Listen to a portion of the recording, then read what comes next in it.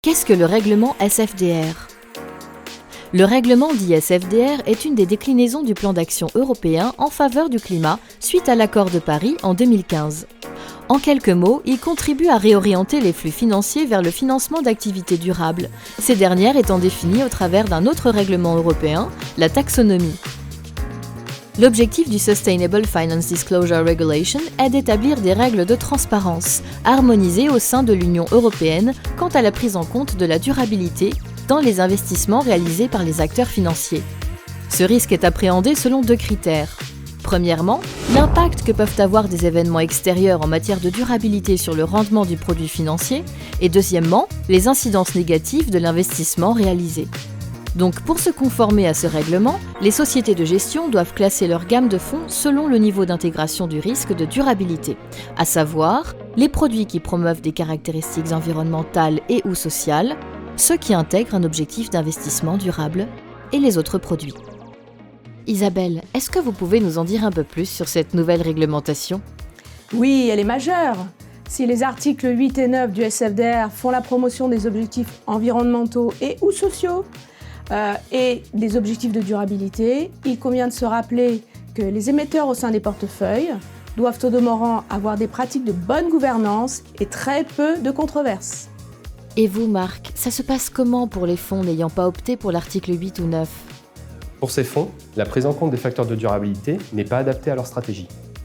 Les mesures des incidences négatives des investissements détenus ne seront donc pas réalisées. Cependant, Crédit Mutuel Asset Management et Crédit Mutuel Gestion appliqueront tout de même sur ces fonds la politique de gestion des controverses et les politiques sectorielles du groupe sur l'armement et le charbon. Quels sont les objectifs du règlement Disclosure ?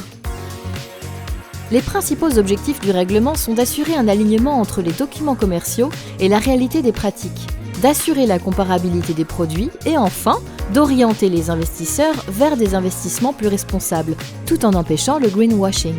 Il permet en définitive à l'investisseur final de comprendre le degré d'intégration des facteurs environnementaux, sociaux et de gouvernance, ESG, de ses futurs investissements. L'un des autres objectifs de ce nouveau règlement est d'uniformiser et de normer les nomenclatures à l'échelle européenne afin de les rendre plus compréhensibles et plus transparentes, mais aussi de pouvoir mesurer concrètement l'impact sociétal de la finance responsable sur l'atteinte des objectifs européens. Qui est concerné ? Le règlement Disclosure précise que les acteurs des marchés financiers et les conseillers financiers sont concernés par les obligations de ce nouveau texte. Les sociétés de gestion sont donc doublement concernées, en tant que producteurs de produits financiers, mais aussi le cas échéant en tant que conseillers en instruments financiers ou intermédiaires en assurance.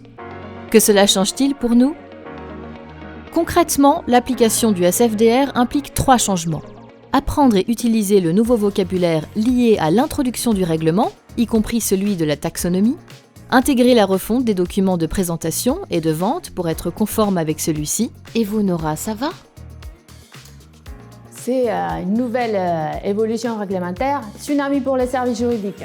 C'est vraiment l'analyse des textes, la définition de l'impact du périmètre et la mise en place de ces modifications. Ça équivaut à la modification sur 750 produits, la création d'un nouveau document qu'on va appeler un document contractuel addendum. Voilà, on va y arriver parce que nous sommes un service juridique formidable et on va continuer à faire ce travail d'équipe au sein de l'entreprise qui est nécessaire pour ces évolutions réglementaires.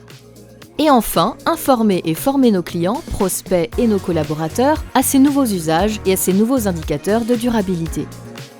Caroline, comment ça se passe pour la gestion ?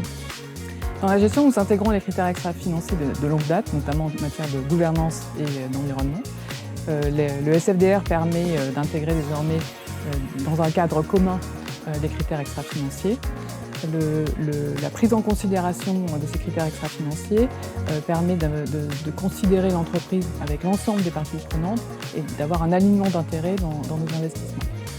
Concrètement, nous intégrons ces critères en amont de la sélection des sociétés, de nos rendez-vous avec le management et in fine, bien sûr, dans la construction de portefeuille.